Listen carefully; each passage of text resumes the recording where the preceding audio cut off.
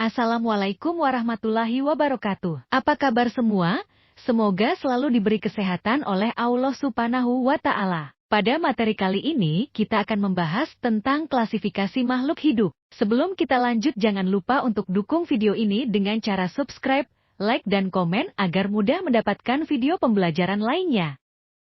Sebagaimana yang telah kita ketahui bersama, Allah menawarkan berbagai macam keindahan-keindahan yang dapat membuat mata kita menjadi terpukau akan keindahannya. Terdapat berbagai macam keanekaragaman yang ditawarkan oleh alam di sekitar kita, mulai dari makhluk hidup dengan benda tak hidup. Dapat kita lihat dari ciri-ciri makhluk hidup, yaitu bergerak, makan, peka terhadap rangsangan, bernafas, tumbuh, mengeluarkan zat sisa, ekskresi, berkembang biak, dan beradaptasi. Kehidupan alam sangatlah beragam, selain beraneka ragam, dalam satu jenis makhluk hidup juga terdapat variasi. Pada konteks pembelajaran IPA, proses pengelompokan sangat perlu dilakukan terutama dalam pengelompokan makhluk hidup, sehingga mempermudah kita untuk mengenal dan mempelajari keanekaragaman makhluk hidup yang ada di permukaan bumi ini. Pengelompokan makhluk hidup menjadi golongan-golongan dinamakan klasifikasi. Klasifikasi makhluk hidup dilakukan untuk mempermudah dan mengenali keanekaragaman makhluk hidup ke dalam beberapa kelompok. Untuk lebih jelasnya, mari bersama-sama kita pelajari tentang klasifikasi makhluk hidup. A. Makhluk hidup atau benda mati. Karakteristik makhluk hidup ada yang dapat dengan mudah diamati oleh kita, dan ada yang memerlukan pengamatan secara mendetail. Beberapa karakteristik umum dari makhluk hidup adalah 1. Bergerak. Kemampuan untuk bergerak merupakan karakteristik dasar dari kehidupan. Biasanya gerakan hewan dapat dengan mudah kalian amati. Berbeda halnya dengan tumbuhan yang bergerak secara lambat dan sulit untuk diamati secara langsung. 2.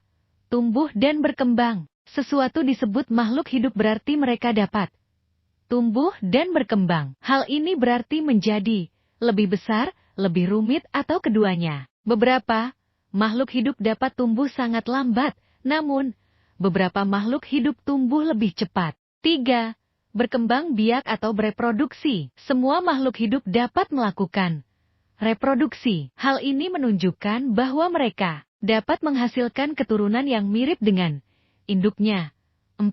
Menanggapi rangsangan dari lingkungan. Makhluk hidup memberikan tanggapan terhadap perubahan lingkungan. Perubahan lingkungan internal dan eksternal disebut dengan stimulus. 5. Memerlukan makan dan minum. Makhluk hidup mengambil dan menggunakan energi untuk bergerak, tumbuh, berkembang biak, dan menjalankan fungsi tubuh lainnya. 6. Bernapas. Hewan memerlukan oksigen untuk bernapas, respirasi. Oksigen yang dihirup oleh hewan digunakan untuk mengoksidasi, membakar zat makanan di dalam sel, sehingga dihasilkan energi. Zat sisa dari proses oksidasi ini adalah karbon dioksida dan uap air.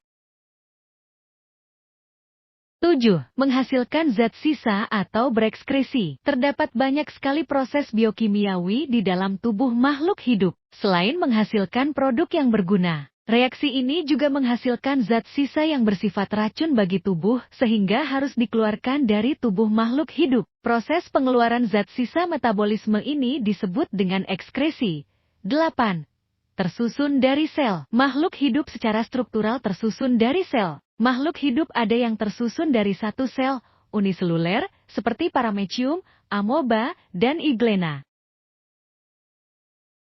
Klasifikasi makhluk hidup. Klasifikasi merupakan suatu cara yang sistematis atau pengelompokan makhluk hidup berdasarkan persamaan dan perbedaan ciri-ciri makhluk hidup. Ilmu yang mempelajari klasifikasi makhluk hidup disebut taksonomi. Bapak taksonomi yaitu Carolus Linnaeus. Taksonomi menurut Linnaeus masih digunakan sampai saat ini. Keanekaragaman makhluk hidup.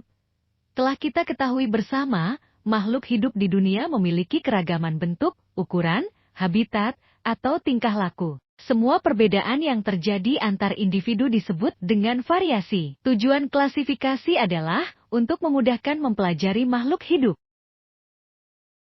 Berikut merupakan klasifikasi makhluk hidup.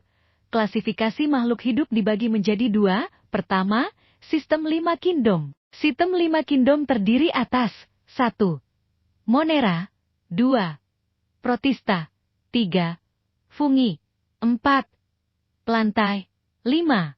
Animalia. Kedua, dalam klasifikasi makhluk hidup ada yang dikenal dengan susunan takson. Berikut susunan takson dari yang tertinggi sampai yang terendah. 1. Dunia kingdom. 2. Divisi filum. 3 titik kelas. 4. Bangsa ordo. 5. Marga genus. 6. Jenis spesies. Klasifikasi makhluk hidup. A. Tahapan klasifikasi. Adapun tahapan yang dilakukan Linnaeus. 1. Identifikasi ciri-ciri makhluk hidup. 2. Pengelompokan berdasarkan persamaan yang ditemukan. 3. Apabila dalam satu kelompok ditemukan perbedaan, maka individu tersebut bisa dipisahkan dari kelompok. A. Urutan takson dalam klasifikasi. Dalam sistem klasifikasi, makhluk hidup dikelompokkan dalam suatu tingkatan, takson. Dalam takson, makhluk hidup dikelompokkan berdasarkan persamaan ciri-ciri yang umum hingga khusus. Bila semakin sedikit persamaannya, maka semakin jauh kekerabatannya. Sebaliknya, semakin banyak persamaannya, semakin dekat kekerabatannya.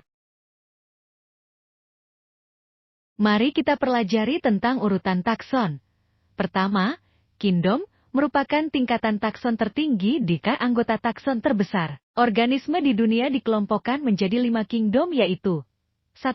Monera, bakteri. 2. Protista, ganggang, alga, protozoa. 3. Fungi, jamur. 4. Plantae, tumbuhan. 5. Animalia, hewan. 2. Filum. Filum, bagi hewan, dan divisi, bagi tumbuhan, adalah tingkatan takson di bawah kingdom. Misalnya, kingdom Plantae terdiri atas 3 divisi yaitu Bryophyta, tumbuhan lumut, Pteridophyta, tumbuhan paku, Spermatophyta, tumbuhan berbiji.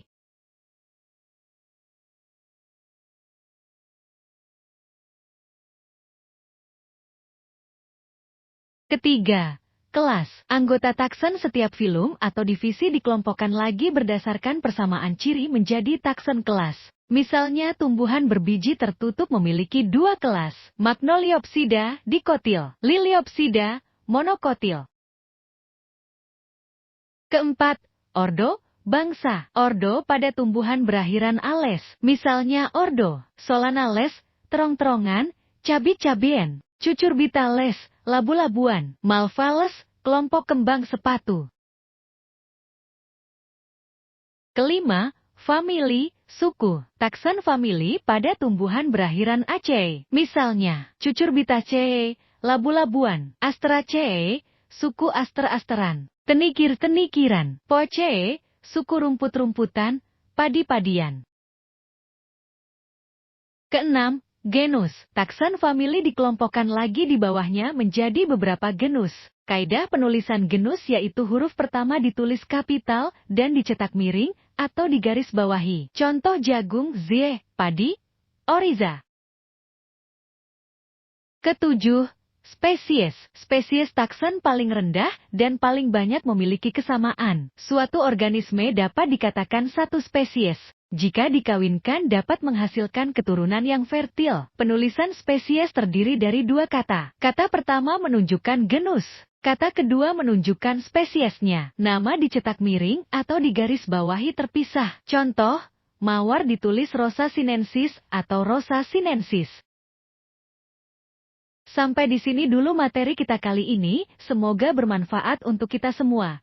Mengenai pembahasan klasifikasi makhluk hidup lainnya, akan kita bahas pada video pembelajaran selanjutnya. Mohon maaf apabila ada salah dalam pengucapan dan penyampaian. Dukung terus video ini dengan cara subscribe, like dan komen agar mudah mendapatkan video pembelajaran lainnya. Assalamualaikum warahmatullahi wabarakatuh.